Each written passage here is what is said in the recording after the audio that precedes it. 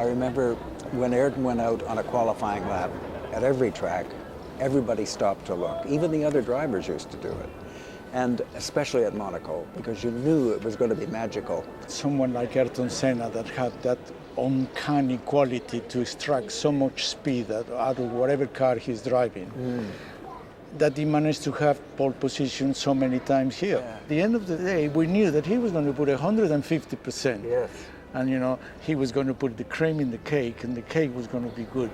Remember in 1988 here, Joe, after Ayrton got pole so convincingly, near the end of the session, I think, by a fair amount, Ayrton kept going faster and faster.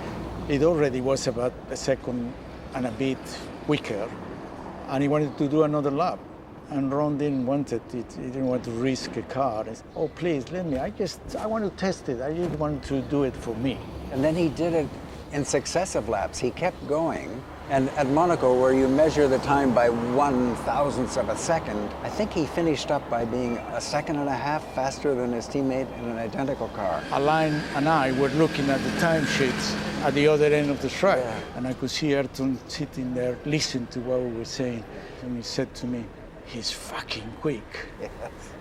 Look at Ayrton. And Ayrton is sitting there with a big smile, and he winked to me. I believe Ayrton's spoken to you.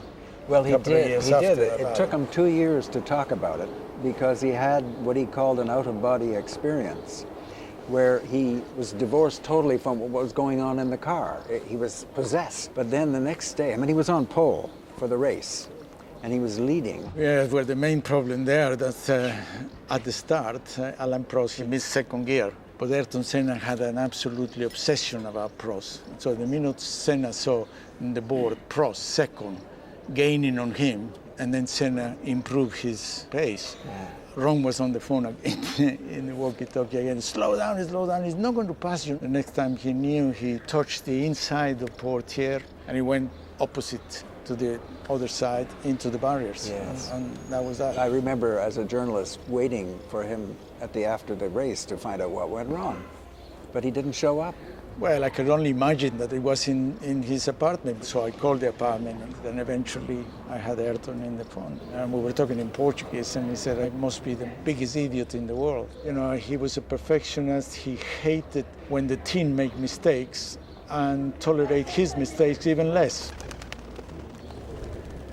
So that whole year was such a magic. I felt privileged to have been working with a team that have reached such a perfection. We won 15 out of 16 races. It was a McLaren domination of the season. In a way, they epitomized what Ron always said, we're in this business to win.